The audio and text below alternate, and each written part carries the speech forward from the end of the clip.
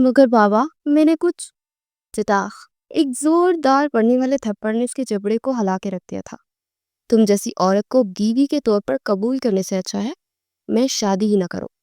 تم جیسی زانی عورت بستر کی زینت تو بن سکتی ہے اور اس سے دل تو بہلایا جا سکتا، مگر اس کو شادی کے لیے کبھی منتخب نہیں کیا جا سکتا۔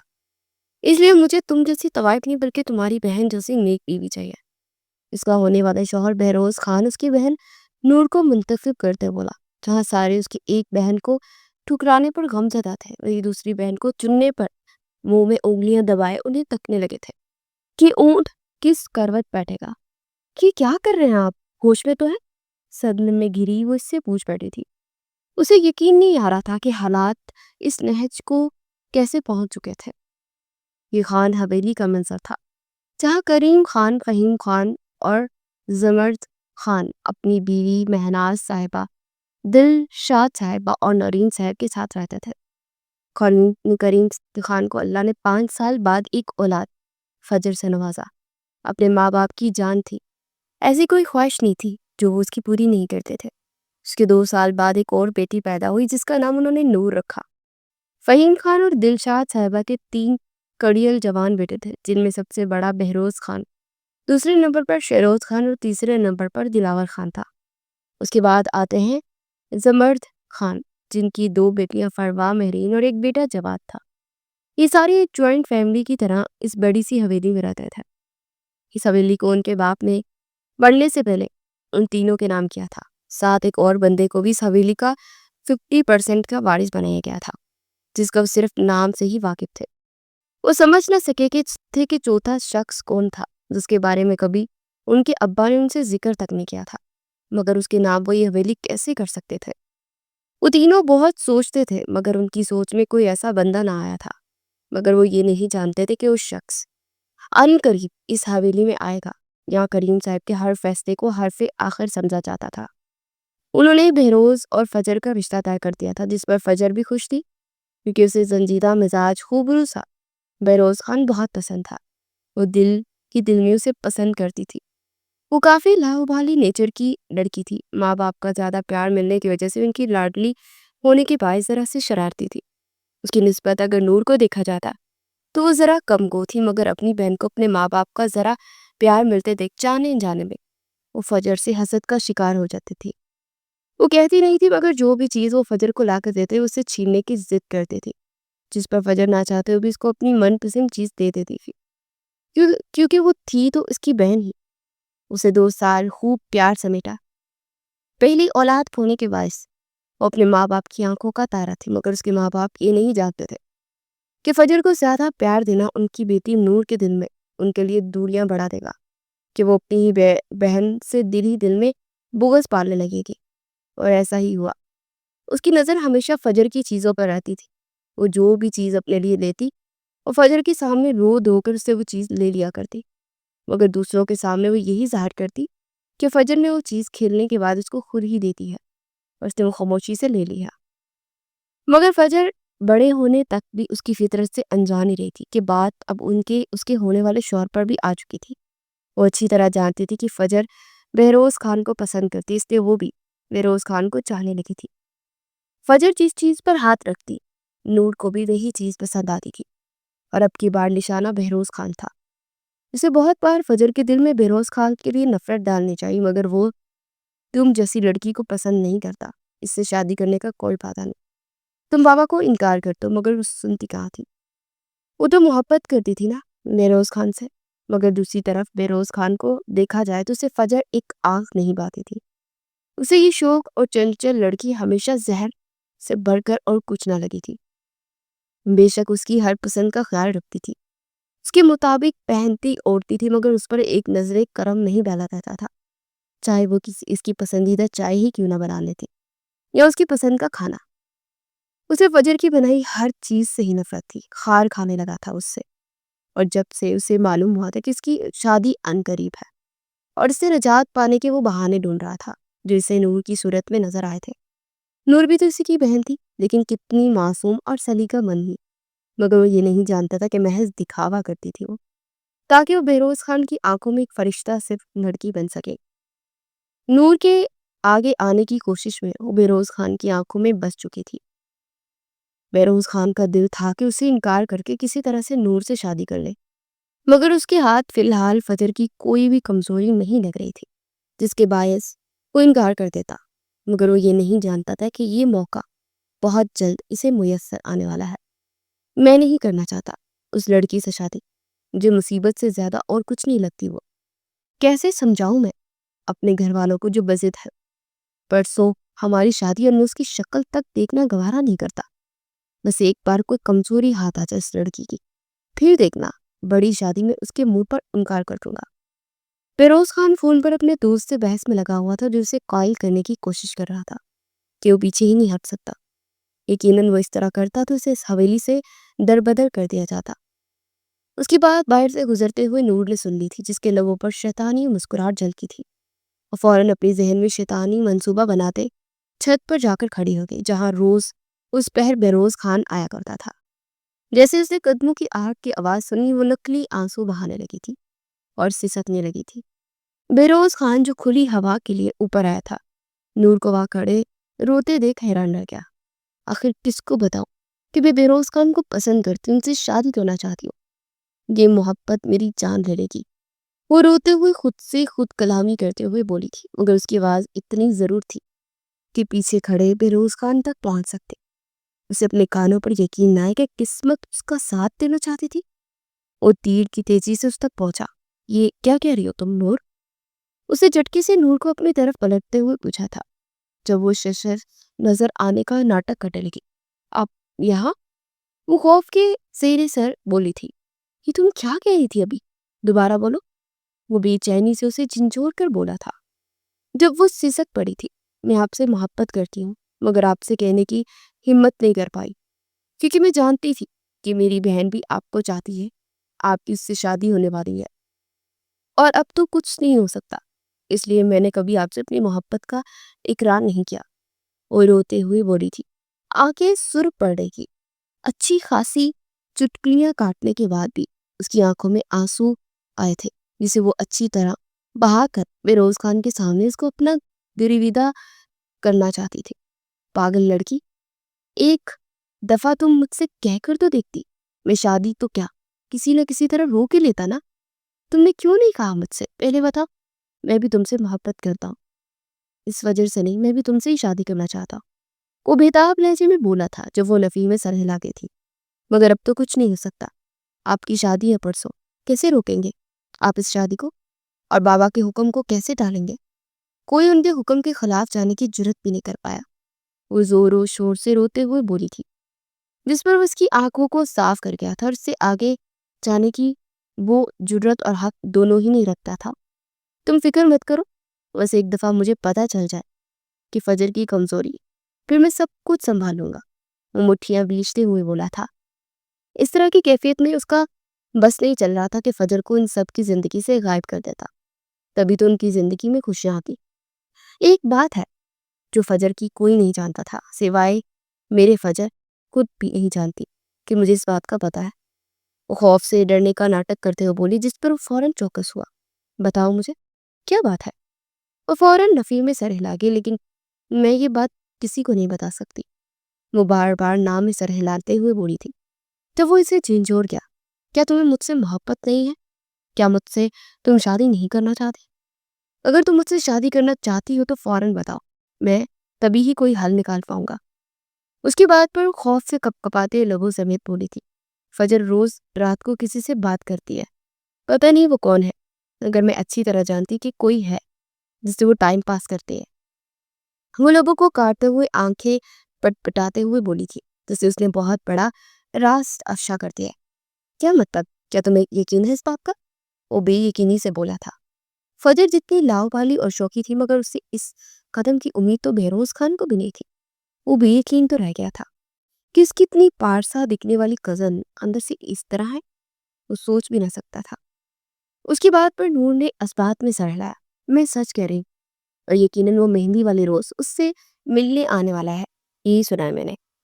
وہ اس کو یقین دلاتے ہوئے بولی تھی، جس پر وہ دور ہو کر کھڑا ہو گیا تھا اور تیزی سے ادھر ادھر ٹہلنے لگا۔ ایسا کیسے ہو سکتا ہے؟ وہ لڑکی اتنا بڑا دھوکا کیسے دے سکتی ہے مجھ سے شادی کرنے والی تھی اور محبت کی پنگیں کہیں اور بڑھا رہی تھی. اس لڑکی کو تو میں چھوڑوں گا نہیں. وہ غصے سے اپنے بال دبوچتے ہوئے بولا تھا جس پر اس کا ہاتھ تھام گئی تھی. آپ پلیز ٹینشن نہ لیں, میں آپ کو ٹینشن بھی نہیں دیکھ سکتی. وہ اس کے ہاتھ پر نرمی سے اپنا ہاتھ رکھتے ہوئے بولی تھی. اس کو اپنے نرم لہجے سے اپنی طرف مائل کرنے لگی تھی جس پر وہ اسے دیکھ کر رہ گیا تھا. ایک یہ لڑکی تھی جسے ذرا سی بھی ٹینشن میں برداشت نہیں کر سکتی تھی, اور ایک وہ لڑکی تھی جس نے ایک عاشق پال رکھا تھا. یہ سوچ کر ہی اس کا خون غصے سے ابل رہا تھا. اب دیکھو فجر, میں تمہارے ساتھ کیا کرتا. پہلے میں ثبوت اکٹھا کروں گا اور پھر شادی کے روز تمہیں کسی کو منہ دکھانے کے قابل بھی نہیں چھوڑوں گا. وہ زہر خند لہجے میں بولا تھا جس پر نور کے چہرے پر شیطانی ہنسی جھلکی تھی جو بہروز خان کی آنکھوں سے مخفی رہ گئی تھی. نور نے صاف جھوٹ کہا تھا. ایسا کوئی شخص نہیں تھا جسے فجر چاہتی تھی. وہ تو صرف اور صرف بہروز خان کے لیے پاگل تھے. مگر نور نے اپنے منصوبے کے تحت ایک آدمی کو پیسے دے کر مہندی کے روز اس کے کمرے میں بلوایا تھا. جب سارے نیچے مصروف ہوتے تو یقیناً وہ اس کو اس کے کمرے میں بھیج دی. بہروز خان خود تو اس کے کمرے میں جا نہیں سکتا تھا, اس لیے اس نے نور کی ڈیوٹی لگائی تھی کہ وہ کچھ تصاویر کھینچ لے اور اسے بھیجے تاکہ اس شادی والے دن اس سب کو دکھا سکے. نور کے لیے تو یہ اور بھی آسانی کی بات تھی کہ وہ خود وہاں کمرے میں موجود نہ ہوگا, بلکہ اس پر یقین کرنے کی غلطی کر بیٹھا تھا. وہ تو نہ بھی کہتا تب بھی اس کی وہ غلط تصویر کھینچنے کا ارادہ رکھتی تھی, کیونکہ ایک اس طرح سے بہروز اور فجر الگ ہو سکتے تھے اور پھر وہ بہروز کی ہو جاتے ہمیشہ ہمیشہ کے لیے. یہ سوچ کر ہی اس کی آنکھیں چمک اٹھی تھی. آج مہندی تھی. پوری حویلی کو پیلے اور سفید پھولوں سے سجایا گیا تھا. ہر کوئی خوشی سے یہاں وہاں گھوم رہا تھا. جب فجر کو اس کے ساتھ لا کر بٹھایا گیا, اس کے ساتھ بیٹھتے ہی بہروز خان کے منہ پر ناگواری چھا گئی تھی, ایک ایسی کرواہٹ جو فجر نے بھی اس کے ساتھ بیٹھ کر محسوس کی تھی. اس کی ذرا سی کوہنی بہروز خان کے ساتھ ٹچ ہوئی تو جیسے انگارے چباتے ہوئے بیٹھا تھا. تھوڑا دور ہو کر بیٹھا مجھ سے. ابھی ہماری شادی نہیں ہوئی جو اتنا چپک چپک کر تم میرے ساتھ بیٹھ رہی ہو. وہ اس کے کان میں چپتے ہوئے بولا تھا جبکہ وہ حیرت سے اس کی طرف دیکھنے لگی تھی. اسے جان بوجھ کر تو یہ نہیں کیا تھا نا, یا وہ اس کے ساتھ جڑ کر تو نہیں بیٹھی تھی جان بوجھ کر, جس سے اس طرح وہ غصے سے بات کر رہا تھا. پل بھر میں اس کی آنکھیں نم ہوئی تھی اس کے اس کھٹور اور سخت لہجے پر جو وہ اپنے لب کاٹ کر رکھی تھی. اس کی خوشی پل بھر میں غار ہو چکی تھی. آنکھیں آنسوں سے جھلملا رہی تھی. کیا کچھ نہ اس نے سوچ رکھا تھا کہ آج وہ اتنا انجوائے کرے گی. اس کی شادی کا پہلا فنکشن تھا اور پھر اس نے اس کی ساری خوشی کو ملیا میٹ کر کے رکھ گیا تھا.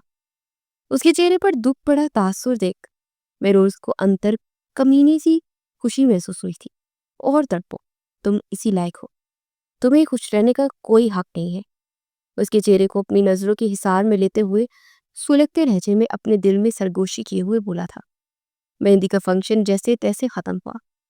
رات جیسے ہی وہ اپنے کمرے میں آئی تو اسے کسی کی موجودگی کا احساس ہوا. اسے جھٹکے سے پلٹ کر دیکھا جب ایک لڑکے نے اسے اپنی آغوش میں بڑھا تھا. جیسے ہی وہ چیخ مارنے لگی وہ اگلے ہی پل اس کے لبوں پر اپنی لمبی انگلی رکھتے اس کو منہ دبوچ گیا. خاموش میری رانی, بس کچھ حسین لمحے گزارنے آیا ہو, جلد چلا جاؤں گا. اس کو پوری طرح اپنی آغوش میں لیتے ہوئے بولا تھا. اس کی انگلیاں اس کی کمر پر رقص کر رہی تھی جبکہ وہ جی جان سے مرنے کو ہوئی ہوئی تھی. آخر یہ کون غیر محرم اس کے کمرے میں گھس آیا تھا اور اس کے ساتھ نازیبا حرکات کر رہا تھا. وہ چیخنا چاہتی تھی مگر وہ اس کی چیخیں گھونٹ چکا تھا. کھڑکی کے باہر کھڑی نور چہرے پر شاطر مسکراہٹ لیے اس کی گٹا گٹ تصویریں اتارتی جا رہی تھی. اس عیار شخص نے فجر کو اپنے گرد ایسے لپیٹ رکھا تھا جیسے وہ خود اس سے لپٹی ہو, جبکہ ایک تصویر میں اس کی گردن پر جھک رہا تھا اور فجر نے اپنی گردن اس سے چھڑوانے کو پیچھے کی طرف کی تھی. مگر یہ منظر نہایت غلط انداز میں اس تصویر میں کیچر ہوا تھا. ایسی کئی تصویریں اس کی کھینچ چکی تھی جبکہ وہ ایک دم جھٹکے سے اسے بیڈ پر دھکا دے گیا تھا اور پھر کھڑکی سے باہر فرار ہو چکا تھا. پیچھے وہ گٹ گٹ کر رونے لگی. ٹانگوں میں ذرا سی جان باقی نہ رہی تھی. آنسو سے چہرہ تربتر ہو چکا تھا. خوف سے اپنے گرد ہاتھ لپیٹ گئی. کچھ ہی دیر بعد وہ اندر داخل ہوئی تو اپنی بہن کو یوں روتے دیکھ کر ہمدردی کا ناٹک کرنے لگی. یہ کیا ہوا تمہیں فجر, تم ایسے کیوں لیٹی ہوئی یہاں؟ وہ پریشان بندی اس کے قریب آئی تھی اور اسے اٹھا کر دیکھا، جس کا چہرہ سرخ پڑا تھا، گردن پر خراشوں کے نشان تھے جب وہ اس کے سینے سے لپٹ گئی تھی اور اس کو ایک ایک بات کو سنائی تھی۔ میں نہیں جانتی نو، وہ کون تھا اور اس نے میرے ساتھ یہ حرکت کیوں کی، اور میں کس کو کیا بتاؤں۔ وہ خوف کے زیر اثر اس سے بولی تھی جب نور نے عیاری سے معصوم بنتے ہوئے اسے سمجھایا تھا، اس بات کو کسی کے بھی سامنے کرنے کی ضرورت نہیں فجا۔ اگر تم نے غلطی سے بھی اس بات کا ذکر کسی سے کیا تو بہروز خان غصے میں آ جائے گا اور شادی سے انکار کر دے گا۔ تمہیں تو پتہ ہی ہے نا آج کل کتنے غصے میں گم رہے ہیں۔ اس کی بات پر وہ ڈر گئی تھی کہ کہیں بہروز واقعی اس بات کو انا کا مسئلہ ہی نہ بنا دے اور شادی سے انکار ہی نہ کر دے۔ وہ پوری رات سسکتی رہی، آنے والی آزمائش سے انجان کہ آگے جا کے اس کی بہن اس کی ہونے والے شوہر کے ساتھ مل کر اسے کتنا بڑا دھوکہ دینے والی ہے۔ شادی کی تیاریاں پوری ہو چکی تھی۔ اس کی شادی حویلی میں ہی رکھی گئی تھی۔ حویلی بھرپور طریقے سے سجائی گئی تھی کیونکہ دونوں بچے حویلی گئی تھے۔ بہت سے لوگوں کو بلایا گیا، یہاں تک کہ ان کے پاس گاؤں سے کافی بڑے لوگ آئے تھے۔ حویلی اس وقت کافی بھری ہوئی تھی۔ ان دونوں کے لیے حویلی کے وسیع لاؤنج میں ایک بڑا سا پھولوں کا پردہ لگایا تھا جس کے اطراف بیٹھ کر نکاح ہونا تھا۔ وہ سرخ عروسی لباس میں بھرپور سجی آج صرف بہروز خان کی دلہن بننے کو تیار تھی۔ اپنی آنکھوں سے اپنے روح کو دیکھ کر اس نے نظر اتاری تھی، مگر وہ نہیں جانتی تھی کہ آج اس کی قسمت کتنی بری طرح سے پلٹنے والی ہے۔ اسے تیار کروا کر نیچے لایا گیا تھا۔ بہروز خان سفید شیروانی پہنے پہلے سے ہی نیچے موجود تھا، پردے کے اس پار۔ جب پردے کے دوسری طرف اس کو بھی نکاح کے لیے لا کر بٹھایا گیا، مولوی صاحب نے جیسے اس سے اجازت چاہی تو اس نے 3 بار قبول ہے کہتے خود کو بہروز خان کے نام کر دیا تھا۔ جب یہی الفاظ بہروز خان کے آگے دہرائے گئے تو اس کے لفظوں نے سب کو شوق کے عالم میں مبتلا کر دیا تھا۔ بہروز خان ولد فہیم خان، کیا آپ کو فجر کریم خان سے نکاح قبول ہے؟ نہیں، مجھے قبول نہیں ہے۔ اس کی آواز تھی یا موت کی پکار۔ اسے لگا وہ اگلا سانس بھی نہیں لے پائے گی۔ کیا دماغ خراب ہو گیا تمہارا لڑکے؟ یہ کیسی باتیں کر رہے ہو؟ کریم صاحب آگے آتے ہوئے چلائے تھے جب وہ تن کر ان کے سامنے کھڑا ہوا۔ ہاں، میں آپ کی بیٹی سے نکاح نہیں کروں گا، نہ ہی کبھی اس سے شادی کروں گا۔ مجھے ایسی عورت اپنے نکاح میں قبول نہیں ہے، وہ کرخت لہجے میں بولا تھا جب وہ دو بدو بولے تھے۔ آخر کہنا کیا چاہتے ہو تم؟ ایسی لڑکی سے کیا مراد ہے؟ کیا کیا ہے میری بیٹی نے جو تم اس پر اس طرح بدنامی کا دبا لگا رہے ہو؟ اس کی آنکھوں میں آنکھیں ڈالتے ہوئے گھراتے ہوئے لہجے میں بولے تھے جب وہ تمسخرانہ ہنسی ہنستے ہوئے بولا تھا، آپ کے بیٹی نے عاشق پال رکھا ہے، کیا آپ کو نہیں بتایا اس نے؟ وہ گردن ترچھی کرتے ہوئے اس کی عزت کے پرخچے اڑاتے ہوئے بولا تھا، جس پر وہ بے یقینی سے اسے دیکھنے لگی۔ ہوش میں تو ہو تم؟ یہ کیا بکواس کیے جا رہے ہو تم بہروز؟ اس کے والد اس کے قریب آتے سے جھنجھوڑ کر بولے جب وہ ان کا ہاتھ جھٹک گیا۔ اگر آپ کو مجھ پر یقین نہیں ہے تو یہ دیکھیں۔ اس نے اپنی جیب سے تصاویر نکالتے ہوئے کہا تھا اور ان کی ہتھیلی پر رکھی تھی۔ جب وہ بے یقینی سے ان تصاویر کو دیکھنے لگے تھے، یہ جھوٹ ہے، ایسا نہیں ہو سکتا، میری بیٹی ایسے نہیں کر سکتی۔ وہ بے یقینی کے احساس تلے بولے تھے اور پیچھے کرسی پر ڈے گئے تھے جب وہ چہرے پر طنز لیے ان سے مخاطب ہوا تھا۔ اگر آپ کو یقین نہیں ہے تو پوچھے اپنی بیٹی سے۔ وہ طنز کے نشتروں کا رخ عین فجر کی طرف کرتے بولا تھا، جس پر سسکتی ان کے پاؤں میں گر گئی۔ نہیں بابا، یہ جھوٹ ہے، میں نے ایسا کچھ نہیں کیا، میرا یقین کریں۔ مجھے ہاں یا نہ میں جواب چاہیے فجر۔ کیا یہ لڑکا کل تمہارے کمرے میں آیا تھا یا نہیں؟ وہ اسے غصے سے دیکھتے ہوئے بولے تھے جس پر وہ نفی میں سر ہلا گئی تھی۔ میری بات تو سنیں بابا، میری بات کا یقین کریں۔ ہاں یا نہ یہ لڑکا تمہارے کمرے میں آیا تھا یا نہیں؟ تمہیں میری ایک بار کئی بات سمجھ نہیں آتی کیا؟ وہ غصے سے چلا اٹھے تھے، اس لیے اسے جھنجھوڑ کر بولے جب وہ روتے ہوئے ہاں میں سر ہلا گئی تھی۔ ہاں بابا، مگر چٹاخ اگلے ہی پل اس کی بات مکمل ہونے سے پہلے تھپڑ اس کے منہ پر دے مارا کہ وہ بے یقینی سے انہیں دیکھنے لگی تھی جنہوں نے پہلی بار زندگی میں اس پر ہاتھ اٹھایا تھا۔ ڈانٹنا تو دور کی بات تھی، مگر آج اسے لگا وہ بالکل ٹوٹ کر چکنا چور ہو چکی ہے۔ بابا یہ میرے کمرے میں آیا تھا، یقین کریں، لیکن وہ غلط نیت سے آیا تھا، میں تو اس کو جانتی بھی نہیں ہوں، میرا یقین کرے۔ وہ ان کے آگے گر گھراتے ہوئے بولی تھی جب اس کا ہاتھ بری طرح جھٹک چکے تھے۔ سارے مہمان آنکھیں اور منہ پھاڑے تماشا دیکھنے میں مصروف تھے کہ یہ سب کیا ہو گیا، کتنی بدکردار لڑکی ہے، پتہ نہیں کس کماش کی عورت ہے۔ ایسے کئی آوازیں اس کے کانوں میں پگھلے ہوئے شیشے کی مانند انڈیلی جا رہی تھی۔ میرا یقین کرے بابا، میں نے ایسا کچھ بھی نہیں کیا، اسی سکتے ہوئے اپنی بے گناہی کے لیے کر لائی تھی، مگر اس کی جان سے عزیز بابا اس کا ہاتھ جھٹکے تھے۔ فجر، تم نے ہمیں کہیں منہ دکھانے کے قابل نہیں چھوڑا، اس سے اچھا تھا تم پیدا ہوتے ہی مر جاتی۔ ان کی بات سنتے اسے لگا وہ سانس نہیں لے پائے گی، مگر بابا میں نے کچھ چٹاخ ایک اور زوردار تھپڑ پڑنے پر اس کے تھپڑ نے اس کے جبڑے کو ہلا کر رکھ دیا تھا۔ تم جیسی عورت کو بیوی کے طور پر قبول کرنے سے اچھا ہے میں شادی ہی نہ کروں۔ تم جیسی زانی عورت بستر کی زینت تو بن سکتی ہے، اس سے دل تو بہلایا جا سکتا ہے، مگر اس کو شادی کے لیے کبھی منتخب نہیں کیا جا سکتا۔ اس لیے مجھے تم جیسی طوائف نہیں بلکہ تمہاری بہن جیسی نیک بیوی چاہیے۔ اس کا ہونے والا شوہر بیروز خان اس کی بہن نور کو منتخب کرتے بولا۔ جہاں سارے اس کی ایک بہن کو ٹھکرانے پر غم زدہ تھے، وہیں دوسری بہن کو چننے پر منہ میں انگلیاں دبائے انہیں تکنے لگے تھے کہ اونٹ کس کروٹ بیٹھے گا۔ یہ کیا کہہ رہے ہیں آپ ہوش میں تو ہیں؟ وہ صدمے میں گری اس سے پوچھ بیٹھی تھی۔ اسے یقین نہیں آ رہا کہ حالات اس نہج کو کیسے پہنچ چکے تھے۔ ہاں، پورے ہوش و حواس میں بات کر رہا ہوں، کیونکہ نور نہیں تمہیں اس کے ساتھ رنگے ہاتھوں پکڑا ہے، اور یہ تصاویر بھی اسی نے بنائی ہے، تو اس میں کوئی جھوٹ کی گنجائش بچتی ہی نہیں۔ اب تم اپنے منہ سے تو جھوٹ بولنے کا تصور بھی مت کرنا، کیونکہ سب کے سامنے تمہارا اصل چہرہ آ چکا ہے، سمجھی تو؟ اسے جھٹکتے ہوئے بولا تھا کہ در زمین پر گری وہ بے یقینی سے نور کی طرف دیکھنے لگی۔ نور، کہہ تو یہ جھوٹ ہے، ایسا نہیں ہو سکتا، تم ایسے نہیں کر سکتی میرے ساتھ۔ صرف تم جانتی تھی کہ وہ لڑکا ایک انجان ہے جو میرے کمرے میں زبردستی آیا تھا، اور یہ سب کچھ رات کو میں نے تمہیں بتایا تھا، پھر تم ان کو بتاتی کیوں نہیں ہو؟ وہ اٹھ کر اس کے قریب آتی اسے جھنجھوڑتے ہوئے چیخی تھی۔ اپنی بے گناہی کا صرف یہی ثبوت تھا اس کے پاس۔ جب نور نے اس کے ہاتھ سے اپنا ہاتھ چھوڑایا تھا، تم کیا کہہ رہی ہو فجر؟ میں نے تو ایسا کچھ بھی نہیں کہا، اور نہ میں جانتی ہوں، نہ ہی رات کو میں تم سے ملنے آئی تھی۔ اس شخص کو واقعی میں نے تمہارے کمرے میں دیکھا تھا۔ تم جھوٹ کیوں بول رہی ہو؟ وہ صاف اپنی بات سے مکرتے ہوئے بولی تھی، جس پر وہ آنکھوں میں بے یقینی کی انتہا لیے اسے دیکھنے لگی تھی۔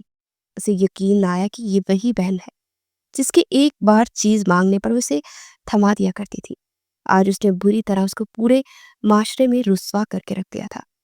آخر کیوں وہ اسے اتنی نفرت کرتی تھی؟ وہ سمجھ ہی نہ سکی تھی۔ اس کے ہاتھ بے یقینی سے اس پر سے نیچے گرے تھے۔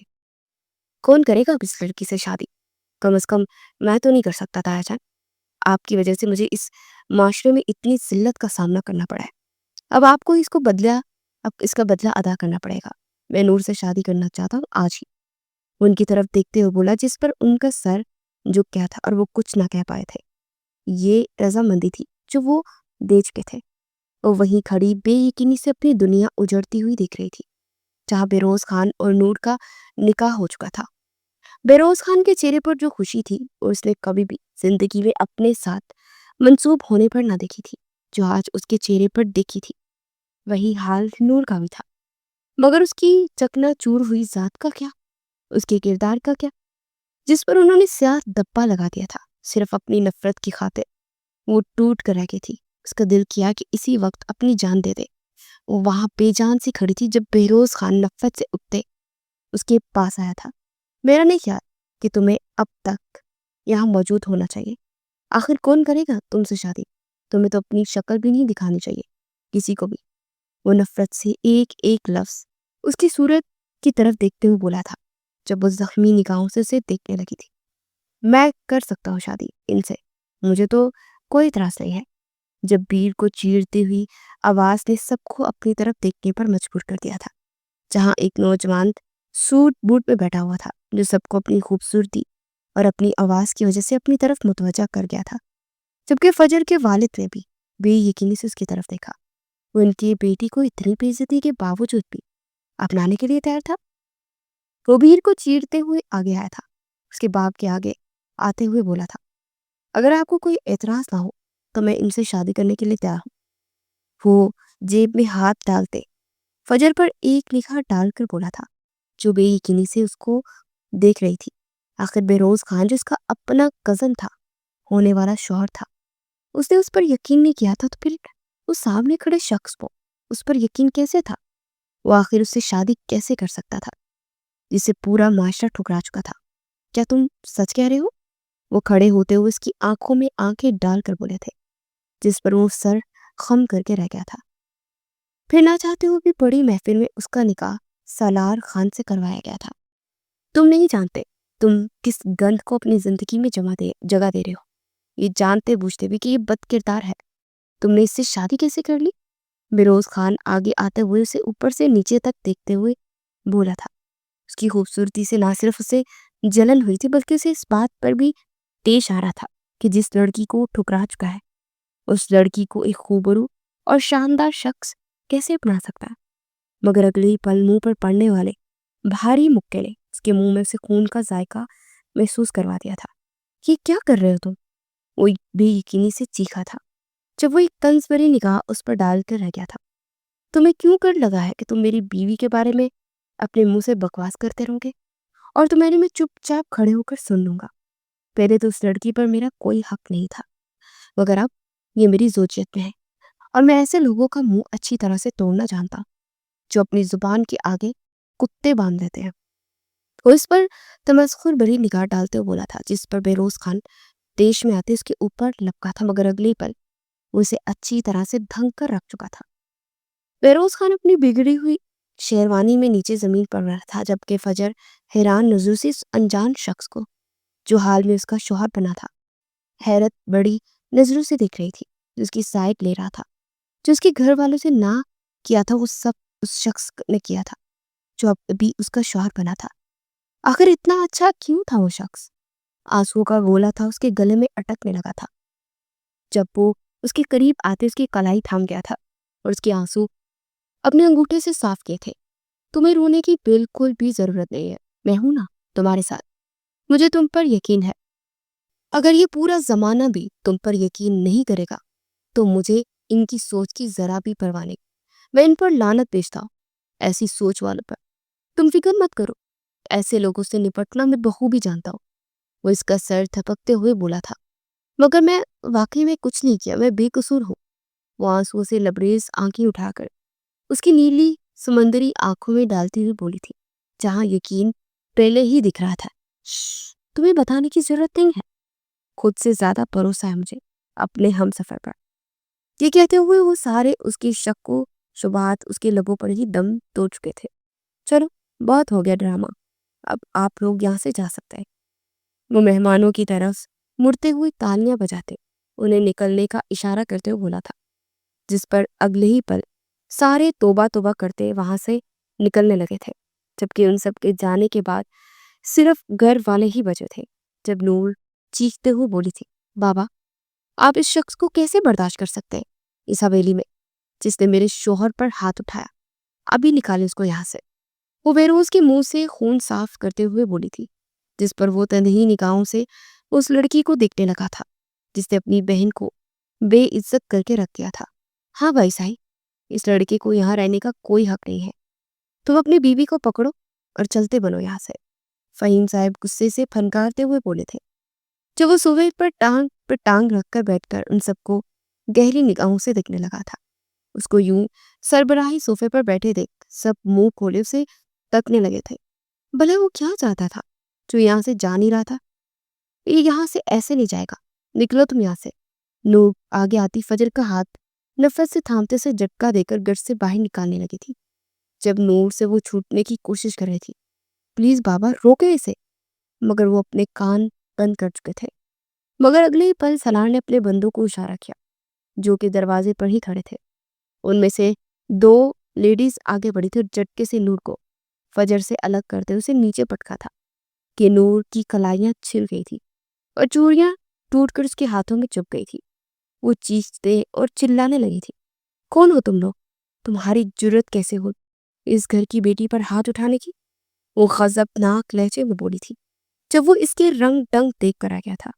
لڑکے اب تم حد سے تجاوز کر رہے ہو، اپنی بیوی کو لو اور یہاں سے چلے جاؤ، اب یہ تمہاری بیوی ہے، ہمارا اس سے کوئی تعلق نہیں ہے۔ کریم صاحب اس کے آگے آ کر کھڑے ہوتے سے غصے سے بولے تھے جب وہ تمسخرانہ نگاہوں سے ان کو دیکھنے لگا۔ اور آپ یہاں سے مجھے نکالنے والے ہوتے کون ہیں کریم صاحب؟ وہ ان کو ظالم نگاہوں سے دیکھتے ہوئے ایک ایک لفظ طنز بھرے انداز میں بولا تھا، جس پر وہ دانت پینچ کر رہ گئے۔ یہ کیسی گستاخی ہے؟ تم ہمارے بھائی سے ایسے بات نہیں کر سکتے۔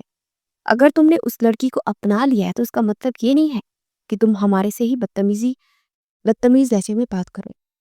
فہیم صاحب اور زمرد صاحب آگے آتے ہوئے اس کو کڑک لہجے میں بولے تھے جب وہ ایک شان سے اٹھتا چل کر ان کے آگے آیا تھا، ان لوگوں پر ایک حقارت بری نگاہ ڈالی تھی۔ کیا آپ نے اپنے باپ کی وصیت نہیں پڑھی؟ کیا اس میں صرف آپ تینوں کے ہی نام تھے حویلی کے حصے میں؟ اگر آپ بھول گئے ہیں تو میں آپ لوگوں کو یاد دلا دیتا ہوں کہ ایک چوتھے شخص کا بھی ذکر ہے آپ کے باپ کی وصیت میں، اور وہ شخص میں جو اس حویلی کے 50% کا مالک ہے۔ وہ گردن کڑاتے ہوئے بولا تھا جس پر وہ دھنگ نظروں سے اس کو دیکھنے لگے۔ تم ہو وہ سالار خان؟ کریم صاحب ششر نظروں سے اسے دیکھتے ہوئے بولے تھے، جس پر وہ سر خم کر کے رہ گیا تھا۔ ماں بدولت آپ کی سوتیلے بائی کا بیٹا ہوتا ہے۔ وہ انہیں آگ لگا گیا تھا اپنی بات سے، جس پر وہ بے یقین ہوئے تھے، اور آج سے میں اپنے اس حویلی میں اپنی بیوی کے ساتھ رہوں گا، اور میں دیکھتا ہوں کہ مجھے یہاں سے کون نکالتا ہے۔ وہ ان سب پر ایک ترچھی نگاہ ڈالتے ہوئے فجر کا ہاتھ استحاق سے تھام کر اسے اپنے کمرے میں لے گیا تھا۔ ان سب کی نظروں کے سامنے اور وہ بے بسی کے احساس تعلق کچھ کہہ بھی نہ پائی تھی۔ کون ہو تم اور ہم سب کو کیسے جانتے ہو؟ فجر نے کمرے میں آتے ہوئے اسے دیکھا تھا اور خوف بڑے لہجے میں پوچھ بیٹھی تھی جب وہ بیڈ پر بیٹھتے اپنی ٹائی کی نوٹ ڈھیلی کرتے اسے گہری نظروں سے دیکھنے لگا۔ ویسے تو میں تمہارا شوہر ہوں، لیکن اگر تمہارا میرا شجرہ نسب جاننا ہے تو بتا دو کہ میں تمہارے سوتیلے تایا کا بیٹا ہوں۔ ہمارے دادا نے چھپ کر نکاح کیا تھا پہلے، مگر اپنے بیٹے کو نام نہیں دے پائے تھے، تبھی اس کو معاشرے کے سامنے نہیں اپنایا۔ انہیں کی اولاد ہوں میں، جن کو مرتے وقت ضمیر کے ہاتھوں مجبور ہو کر دادا آدھی حویلی ان کے نام کر گئے تھے، کیونکہ انہوں نے معاشرے کے سامنے کبھی ان کو اپنا نام نہیں دیا تھا۔ اب جب میرے باپ وفات پا چکے ہیں تو ان کے بدلے یہ حویلی میرے نام ہو چکی ہے، جس میں تمہارے باپ اور چاچا بھی حصے دار ہیں۔ اسے تم فکر نہیں کرو، تمہیں اس گھر سے مرتے دم تک کوئی نہیں نکال سکتا، کم از کم جب تک میں زندہ ہوں۔ اس کے سامنے کھڑا ہوتا ہوا گہرے لہجے میں اس کے بالوں کی لٹوں کو سنوارتے ہوئے بولا تھا۔ تو کھسپسا کر رہ گئی تھی۔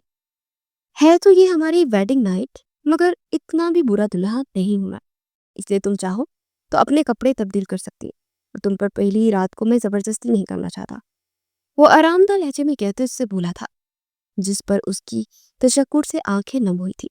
میں آپ کا جتنا بھی شکریہ ادا کروں اتنا ہی کم ہے، میں آپ کو بتا نہیں سکتی آپ نے مجھ پر کتنا بڑا احسان کیا ہے، اسے سکتے ہوئے اس کے آگے آتے ہوئے بولی تھی، جس پر وہ نفیس سے سر ہلا کر آ گیا تھا۔ میں نے تم پر کوئی احسان نہیں کیا، صرف تمہیں اپنی بیوی بنا ہے۔ اگر تم اسے احسان سمجھتی ہو تو پھر اس کا بدلہ اس طرح سے اتارنا، بدلے کے بدلے تم مجھے محبت اور وفا دینا، اس کے علاوہ مجھے اور کچھ نہیں چاہیے۔ پیسہ دولت سب کچھ ہے میرے پاس، صرف وفا اور محبت نہیں ہے، وہی چاہیے مجھے بس تم سے۔ وہ اس کی ناک سے ناک ٹکراتے ہوئے بولا تھا تو وہ سر چیرالیے سے دیکھتی چھپاک سے واش روم میں بند ہو گئی تھی، جس پر وہ کہکا لگا کر رہ گیا تھا۔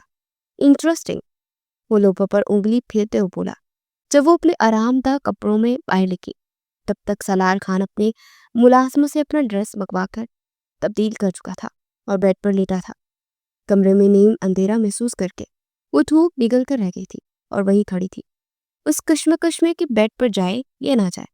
سب سالار خان کی گہری آواز کمرے میں گونجی، بیگم وہاں ساری رات بت بن کر کھڑے رہنے کا کوئی فائدہ نہیں، میرے پاس آ جاؤ۔ اس کی بات سننا تھی کہ وہ مرے مرے قدموں سے بیڈ کی دوسری طرف جا کر لیٹ گئی تھی، جس پر اگلی ہی پلو کھینچ کر اسے اپنے سینے سے لگا چکا تھا۔ اس کی ہلکی سی چیخ برآمد ہوئی تھی، جس پر وہ اندھیرے میں بھی اس کو اپنی گہری نیلی سمندر کی آنکھوں سے دیکھنے لگا تھا۔ کیا تمہیں مجھ سے ڈر لگتا ہے؟ وہ اس کو گہرے لہجے میں دیکھتے ہوئے بولا تھا، جو وہ نفی میں سر ہلاتے من مناتے ہوئے لہجے میں بولتی، نہیں، اگر آپ سے ڈر لگتا تو آج اس وقت آپ کے ساتھ کمرے میں موجود نہ ہوتے۔ آپ ہی تو وہ شخص ہے جس نے سب کے سامنے میرا ساتھ دیا ہے۔ وہ ہلکی سی آواز میں سرگوشی کرتے ہوئے بول رہی تھی جو بمشکل ہی سالار خان سن پایا تھا۔ پھر وہ ساری رات اس سے راز و نیاز میں مشغول رہا تھا، اپنے بچپن سے لے کر اب تک کے سارے قصے اسے سنا چکا تھا جو ان میں تھوڑی بہت بے تکلفی پیدا کرنے کا سبب بنے تھے۔ جب وہ سو گئی تو سالار خان نے اس کو سوئے وجود کو بیڈ پر منتقل کیا اور اس کی آنکھوں اور ماتھے پر لب رکھ کیا تھا۔ وہ کافی دیر سے اس حویلی پر نظر رکھے ہوئے تھا۔ یہ کہنا مناسب ہے کہ وہ اس گھر کے اندر کے حالات سے بھی اچھی طرح واقف تھا تو غلط نہ ہوگا۔ اس نے ملازموں کو اندر تعینات کر رکھا تھا، کافی عرصے سے ہر ایک کے کمرے میں سیکیورٹی کیمراز لگوا دیے تھے اس نے، جو کہ ایک چپ کی مانند ہوتے ہیں اور دیوار سے چپک جاتے تھے، ہر آواز میں بخوبی ریکارڈنگ کرتے تھے۔ ایسے میں رات بھی وہ اس کے حویلی میں نظر رکھے ہوئے تھا جب اس نے اس کی چھوٹی بیٹی کو ایک لڑکے کو بلواتے دیکھا۔ اس لڑکے کا رخ عین بڑی بیٹی کے کمرے کی طرف تھا۔ وہ سمجھ نہ سکا کہ یہ چھوٹی لڑکی کیا سازش کر رہی ہے، مگر آج جب اس نے یہاں آتے اپنی آنکھوں سے دیکھا وہ اچھی طرح جان چکا تھا اور اس بات کا وہ گواہ تھا کہ وہ لڑکی بے قصور تھی اور وہ با کردار تھی۔ اور پہلے تو اس سے نکاح کرنے کا بالکل بھی اس کا ارادہ نہیں تھا، مگر جیسے اس کی نگاہ اس لڑکی پر پڑی، پہلی نظر کی محبت میں مبتلا ہوا تھا اس سے۔ آج وہ اچھی طرح جان گیا تھا کہ پہلی محبت میں مبتلا ہونا کسے کہتے ہیں۔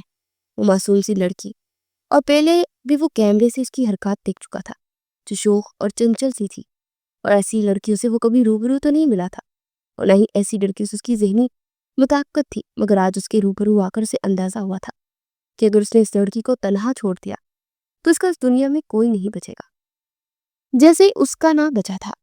اگر اب بھی اس کی والدہ وفات نہ پا جاتی تو کبھی یہاں کا رخ نہ کرتا، مگر تنہائی اسے مار دینے کے در پر تھی، تبھی اس نے اس حویلی کا رخ کیا تھا اور یہاں آ کر پہلے ہی دن وہ اپنے ہمسفر کو منتخب کر چکا تھا۔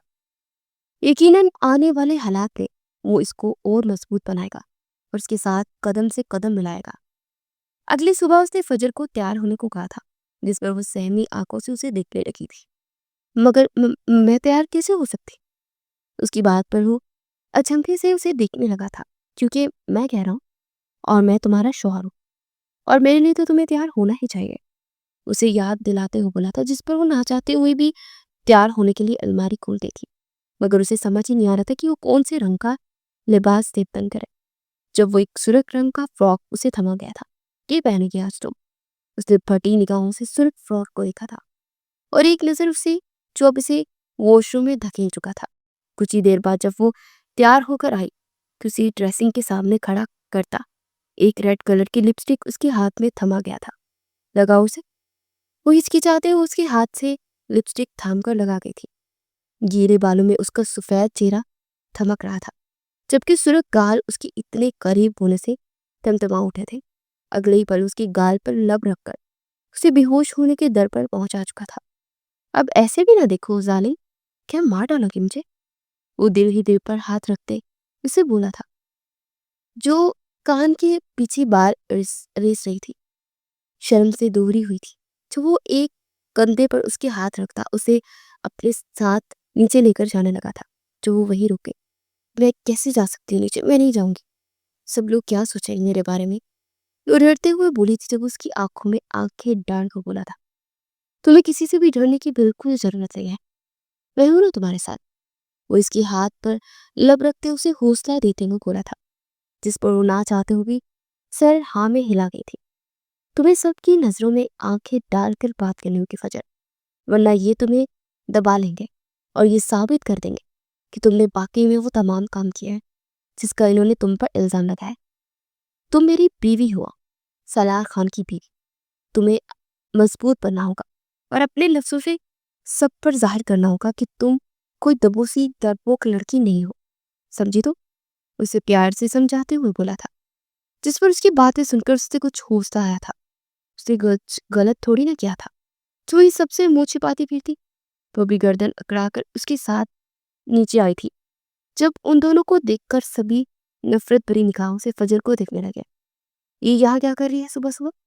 اس کا چہرہ دیکھ کر میرا کھانا مجھے زہر ہو جاتا ہے، فیروز خان غصے سے دھاڑتے ہوئے میز پر پلیٹ پر رکھتے ہوئے بولا تھا، جب سالار خان نے میز کی دوسری سربراہی کرسی پر بیٹھتے سے اپنے ساتھ بیٹھنے کا اشارہ کیا، جس کی بات मानते उसके साथ बैठ गई, जबकि सारी औरतें जो अपने शोहरों के पीछे खड़ी थी, उसकी तमाम कज़न जिनको आदमियों के खाने से पहले की इजाज़त नहीं थी, फजर को सलार खान के साथ बैठे थे, हैरत से आंखें फाड़े टकर टकर दिख रही थी। अगर तुम्हारी भूख मर चुकी है तो तुम यहाँ क्या कर रहे हो? यहाँ से चले जाना चाहिए तुम्हें, बजाय इससे कि तुम दूसरों का खाना भी जहन मार कर दो। वो अगले ही पल उसे अपनी बात से आग लगाते फजर की प्लेट में खाना डालने लगा था। लड़के, हमारे यहाँ औरतों के साथ बैठकर खाना खाने का रवाज नहीं है। करीम साहब उसको देखते हुए गुस्से से बोले थे, जब वो आईब्रो उचका कर आ गया था। क्या वाकई आपकी हवेली में होते होंगे ऐसे असूल? मगर अब मैं आ गया हूँ इस हवेली में इन तमाम असूलों को बदलने के लिए। अगर आपको याद नहीं तो याद दिला दूं कि मैं यहाँ का मालिक हूँ। आपसे ज्यादा तो मुझे तो बिल्कुल भी बताने की कुछ जरूरत नहीं है कि क्या मुझे करना चाहिए और क्या नहीं। अलबत्ता आप जरूर अपने मामले में मुझ पर मशवरा ले सकते हैं, क्योंकि आप काफी पुराने हो चुके हैं। उनकी आंखों में आंखें डालते हुए उनकी बेइज्जती करते हुए बोला था, जब फजर ने टेबल तले से उसका हाथ थामा, जिस पर वो खामोश हुआ था और प्यार भरी निगाहों से उसे देखने लगा था। तुम क्यों परेशान हो रही हो जानम? इनके लिए तुम्हें परेशान होने की बिल्कुल जरूरत नहीं है, बस तुम खाना खाओ। वो प्यार से उसे पिचकारते हुए बोला था, जब वो एक लुकमा लेने लगी थी। सलार खान के हाथ से जिसे नूर नफरत भरी निगाहों से देख रही थी। उसका बस नहीं चल रहा था कि फजर की चेहरे से उसकी खुशी नोचने थी। वो तो उसकी खुशियां नोच चुकी थी, फिर आखिर कैसे वो खुश रह सकती थी? ऐसा तो मुमकिन ही ना था। खाना खाने के बाद उसे शॉपिंग पर ले जाने के लगा था। चलो अब शॉपिंग पर चलते हैं, अभी अभी शादी हुई है हमारी। हमारे घर में ऐसी शक्लें हमें देखने को मिलेंगी तो तुम पर भी बुरा असर पड़ेगा। वो इन सब पर तंज करते उसे शॉपिंग पर ले जाने वाला था, जिस पर पहले वो जल भून कर सब रह गए थे। आखिर ऐसा कब तक चलेगा बाबा? हम इसको इस घर में बर्दाश्त नहीं कर सकते। मोहब्बत है आपकी हमारे साथ, आपको फजर अब भी इतनी अजीज है कि आप उसे घर से बाहर तक नहीं निकाल सकते? नूर गुस्से से अपने बाप के आगे आते हुए बोली थी, जब वो हाथ का इशारा करते उसे वही रोकते थे। तुम बड़ों के मामलात में दखल अंदाजी मत करो तो ही बेहतर है।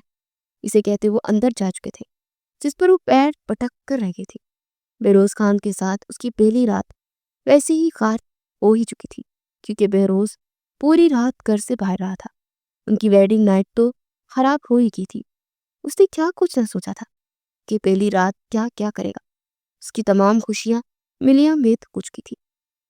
उसे जैसे ही उसने फजर को सलार खान के साथ हंसते खेलते घर में दाखिल होते देखा तो उसके तन बदन में आग लग गई थी।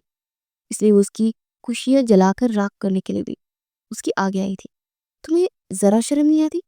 एक तो तुम सारे माशरे में बदनाम हो चुकी हो और अब बाहर घूमती फिरती हो। तुम्हें तो घर में सड़ना चाहिए। वो नफरत अपनी जुबान पर लाते हुए पास आई थी, सिर्फ सलार शाह के इशारा करते ही फजर ने तमाम तोहफे और ड्रेसेस उसको थमाए थे जो भी शॉपिंग करके लाई थी, और जनाटेदार थप्पड़ नूर के चेहरे पर मारा था, जिस पर वो सारे चाचियां कजन्स और उसकी माँ शिशो रह गई थी। खबरदार जो मेरे आगे बकवास की, 2 साल बड़ी हूं मैं तुमसे, तमीज से बात करो। और क्या कहा तुमने? तुमने मुझे बदनाम होने के लिए तंज कर रही हो? क्या तुम नहीं जानती कि उस लड़के को मैं जानती तक नहीं थी?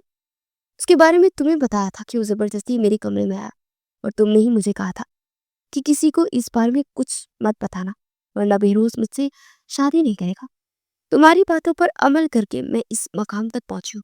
अब मुझे समझ नहीं आया कि तुम्हारे दिल से शुरू से ही मेरे खिलाफ नफरत थी। मेरी चीजें मांगते मांगते तुम मेरा शौहर मांगने लगे। मुझे अंदाजा भी ना हुआ कि वो तो अच्छा हुआ कि सलार वक्त पर आ गया और मेरा उनसे निकाह हो गया, वरना मैं एक ऐसे तंग ज़हन शख्स के साथ बन जाते जिसके साथ मैं सारी जिंदगी गुजारने का तसव्वुर भी नहीं कर सकती थी। ऐसे जेल में रहने से तो लाख दर्जे बेहतर है कि मुझे सलाम मिले जो मेरी इज्जत करते हैं। कम से कम तुमसे तो ज्यादा खुश हुए। तुम जैसे लोग एक दूसरे को ही डिजर्व करते हो। उसे 2-4 और थप्पड़ मारते हुए बोली, जिस पर वो मुट्ठियां भिजते उसके ऊपर वार करने को लगी। जब सलार बीच में आया था, औरतों पर मैं हाथ तो उठाता नहीं, मगर अगर कोई मेरी बीवी को हाथ लगाए तो उसके हाथ में सलामत भी नहीं छोड़ता। वो ऐसे खुरदरे लहजे में बोला कि वो अंदर तक कांप गई थी और पीछे हटी थी। बिलक बिलक कर रोते उसने सबको इकट्ठा कर लिया था। جب وہ سب آرام سے اپنے کمروں میں جا چکے تھے۔ اب ایسا روز ہونے لگا تھا۔ وہ جب بھی کوئی بہانہ بنا کر فجر کو بدنام کرنے لگتے تو سالار خان ان کے منہ پر جواب مار دیا کرتا تھا۔ آہستہ آہستہ وہ ان کی زمینوں کی بھی دیکھ بھال کرنے لگا تھا۔ اس گاؤں میں سالار خان مقبول ہونے لگا تھا، جس پر وہ لوگ تنگ آ چکے تھے۔ بس بابا، بہت ہو گیا، اب ہم کیا کریں، آپ ہی بتائے ہوئے۔ وہ سالار خان تو اس گاؤں کا سردار بن بیٹھا ہے، روز و بے روز اپنے تایا اور چچاؤں کے سامنے غصے سے بولے تھے۔ ابراہیم نے بھی ان کی ہاں میں ہاں ملائی تھی، کیونکہ اب ان کو کوئی بھی گاؤں میں عزت دیتا ہی نہیں تھا، کیونکہ کوئی بھی مسئلہ ہوتا لوگ سالار کے پاس جاتے تھے، جو ان کے مسئلے کا بخوبی حل نکال لیا کرتا تھا۔ لوگ اب اکٹھے ہونے لگے تھے اور مطالبہ کرنے لگے تھے کہ اس گاؤں کا سردار سالار کو بنایا جائے، جو ہمارے ہوتے ہوئے ممکن نہیں ہے، بارو بہروز غصے سے بولا تھا۔ جب کریم صاحب اس بات میں سر ہلا گئے تھے، کہہ تو تم ٹھیک رہے ہو، کل وہ سب لوگ جرگہ بلانے والے ہیں، وہ پرسوچ لہجے میں بولے تھے، اور وہاں فیصلہ ہوگا کہ سالار خان کو سرداری دی جائے گی یا پھر ہم کیا کریں گے بابا۔ ابراہیم بھی زمرد خان سے بولا تھا، جس پر وہ بے بسی سے اپنے بھائی کو دیکھنے لگے تھے، کیونکہ اب ان کے ہاتھ کوئی چارہ نہ تھا۔ یہ بات اب جرگے میں پہنچ چکی تھی۔ اگلے روز جرگہ بلایا گیا تھا اور سب کی موجودگی میں سالار خان کو اس گاؤں کا سردار منتخب کیا گیا تھا۔ سالار کے کانٹیکٹس نہ صرف بزنس میں تھے، بلکہ اس کو زمینوں پر بھی کام کا تجربہ تھا۔ وہ اپنے باپ کی طرح ہی ذہانت سے بھرپور شخص تھا، جس کا کوئی بھی فیصلہ، کوئی بھی ڈیل کبھی غلط نہ ہوئی تھی۔ آج بھی جب اس کے سر پر پگڑی سجائی جا رہی تھی سرداری کی، تو سب سے زیادہ خوش فجر ہوئی تھی اور وہ خوشی سے تالیاں بجانے لگی تھی۔ گاؤں میں سارے لوگ کھڑے ہوئے اس کی سردار بننے پر خوشیاں منا رہے تھے۔ وہاں پر حویلی کی ساری عورتیں اور مرد موجود تھے۔ جب بے روز آگے آتے ہوئے اسے شرمندہ کرنے کو بولا تھا، اسے آخر یہاں برداشت کرتا تھا کہ وہ خوش رہے، اس کی سرداری کی گدی چھین لے اور اسے ایسے ہی جانے دے، تو ایسا ممکن نہ تھا۔ جیسے آپ سردار کہہ رہے ہیں نا، اس کی بیوی آپ لوگ جانتے ہیں کس کماش کی عورت ہے؟ وہ سب پر تنزیہ نگاہ ڈالتے ہوئے بولا تھا۔ اس شخص کی بیوی نہ صرف بد کردار ہے بلکہ کافی مردوں سے تعلق ہے اس کے۔ بے روز نے آگے آتے ہوئے تالی بجاتے ہوئے کہا تھا، جس پر سالار خان کی آنکھیں لہو جھلکانے کو تھی۔ اس کا صبر لبریز ہو چکا تھا۔ بہت باتیں کر لی تھی انہوں نے اس کی بیوی کے خلاف۔ اگلے پل اس نے بندوق تھامی اور ایک گولی مارتے اس کے کندھے کو چیر کر رکھ دیا۔ جب وہ درد سے کراتے ہوئے نیچے گرا تھا، تم میرا منہ بند نہیں کر سکتے، آخر کس کا منہ بند کرو گے تو؟ سالار خان، حقیقت یہی ہے، وہ تمسخرانہ ہنسی ہنسی بولا تھا جب وہ آنکھوں میں قہر لیے اس کے سامنے آیا۔ میں نے سوچا تھا کہ اس بات کو ایسے ہی دفن رہنے دوں، مگر تم لوگوں کو وضاحتوں کی ضرورت نہیں ہے۔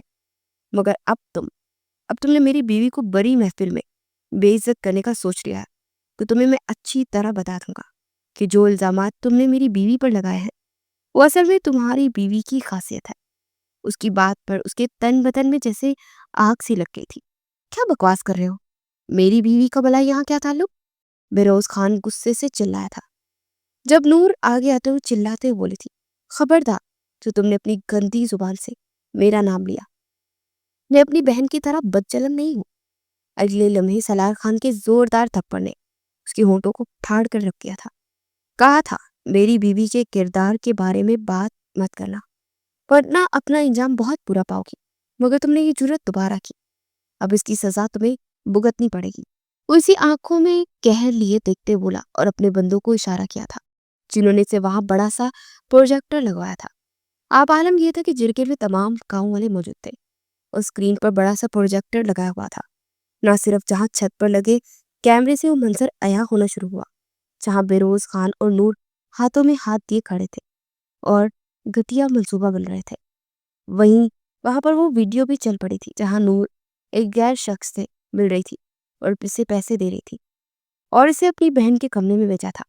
ایسی تمام کال ریکارڈنگ جو نور کے فون سے کیے گئے تھے، وہاں ریکارڈنگ پلے کروا چکا تھا، جس میں بے روز اور اس کی کال کی ساری ریکارڈنگز اور اس کی ایک انجان شخص کی گئی باتیں سب ریکارڈ تھے، اور وہ وہاں چلتی سب کو ششر کر گئی تھی۔ نور کے باپ نے ایک دم دل پر ہاتھ رکھا اور پیچھے کو گر گئے تھے۔ اتنا بڑا دھوکا، انہوں نے اپنے بیٹے کی طرف دیکھتے ہوئے سرسراتے ہوئے لہجے میں کہا، جب وہ بھاگ کر ان کے پاس آئی تھی اور پاؤں میں گری تھی۔ بابا یہ جھوٹ ہے، میں نے ایسا کچھ بھی نہیں کیا ہے۔ جب اگلے ہی پل کس کر تھپڑ پڑنے سے وہ پیچھے کو گری تھی۔ تف ہے تم پر، تمہیں اولاد کہتے ہوئے مجھے شرم آ رہی ہے۔ تم نے اپنی بہن کو بدنام کرنا چاہا، اسے ہماری نظروں میں گرانا چاہا۔ تم تو ہماری اولاد کہلانے کے بھی لائق نہیں ہو، نکل جاؤ یہاں سے۔ وہ اس سے رخ موڑ چکے تھے۔ بابا پلیز ایسے نہ کرے، میں کہاں جاؤں گی؟ وہ روتے سسکتے ہوئے بولی تھی اور بہروز کی طرف بھاگی جو اپنے قدم پیچھے لے چکا تھا۔ تم اتنی عیار اور چلاک ہوگی، مجھے اندازہ نہ تھا۔ نور، تم نے اپنی بہن پر اتنا گھٹیا الزام کیسے لگایا؟ اگر تمہیں اس سے اتنی نفرت تھی تو ٹھیک تھا، نفرت میں اس سے کرتا تھا، مگر اسے بدنام کرنے کی کیا ضرورت تھی؟ تم نے اس پر تہمت لگائی۔ بہروز خان اسے دیکھتے ہوئے بولا تھا، جس پر وہ چیخ پڑی تھی۔ ہاں کیا میں نے یہ سب۔ یہ پاگل تو تم جیسے شخص سے محبت کرتی تھی، تمہاری محبت کے دم بڑھتی تھی۔ یہ میں نے اس کے کان بڑے تھے کہ تم اس سے محبت نہیں کرتے، مگر اس پاگل لڑکی کو سمجھ نہیں آتا تھا۔ شروع سے تم سے پیار کرتی تھی، لیکن میں نے اپنی کوشش نہیں چھوڑی تھی۔ میں اس دن تمہاری باتیں سنی تھی، میں نے بہروز خان جو تم اپنی دوست سے کر رہے تھے اور کہہ رہے تھے کہ تمہیں اس لڑکی سے رشتہ نہیں کرنا، تم کوئی کمزوری ڈھونڈ رہے ہو، اور اس کی اس نے تمہارا ساتھ دیا تھا۔ میں پانے کے لیے میں نے اس لڑکے کو بلایا کیونکہ نفرت کرتی تھی وہ فجر سے۔ میرے ماں باپ کا پیار شروع سے لوٹا ہے اس نے، ہمیشہ ان کی آنکھوں کا تارا بن کر رہی ہے، مگر میں کہاں تھی؟ مجھے تو یہ نظر انداز کر گئے تھے، تو پھر میں اس سے انتقام کیوں نہ لیتی؟ وہ چیخ ہی تو پڑی تھی اپنی مظلومیت کے رونے روتے، جب سبھی اسے نفرت اور حقارت سے دیکھنے لگے تھے۔ تم پاگل ہو چکی ہو نور، تم نے اتنا سب کچھ کر کے بھی کچھ نہیں پایا، تم خالی ہاتھ رہ گئی۔ فجر آگے آتے اس پر ترہم بھری نگاہوں ڈالتے بولی، جس پر وہ اس کا ہاتھ چٹک گئی تھی۔ نہیں مانگنی مجھے کسی سے بھی معافی، میں ایسے ہی ٹھیک ہوں، وہ چلا کر بولی جب اگلے ہی پل سالار خان نے اسے اشارہ کیا، اپنے بندوں کو جو اسے زمین پر بٹھا گئے تھے اور اس پر تہمت لگانے کی سزا میں کوڑے برسانے لگے تھے۔ جب 10 کوڑے پڑنے کے بعد وہ معافی مانگنے پر اتر آئی۔ پلیز چھوڑ دو، مجھ سے درد ہو رہا، مجھے معاف کر دو۔ فجر تم تو روکو نہ اسے، مگر اس کی بات پر منہ موڑ گئی تھی۔ نور نے اسے زمانے میں رسوا کر کے رکھ دیا تھا، پھر وہ کیوں اس سے معافی مانگ رہی تھی؟ ابھی کچھ دیر پہلے تک تو اس کی انا کا گمنڈ ہی نہیں ٹوٹ رہا تھا، اور اب وہ اس حال کو پہنچ گئی تھی۔ دور فجر نے ایک آخری نظر اس کو دیکھا اور اپنے شوہر کو اشارہ کیا جس پر اس نے کوڑے رکھوا دیے تھے۔ مجھے معاف کر دینا فجر، میں ایسا نہیں کرنا چاہتا تھا۔ مجھے تو اندازہ ہی نہیں تھا کہ نور میرے دماغ میں زہر گھول رہی ہے۔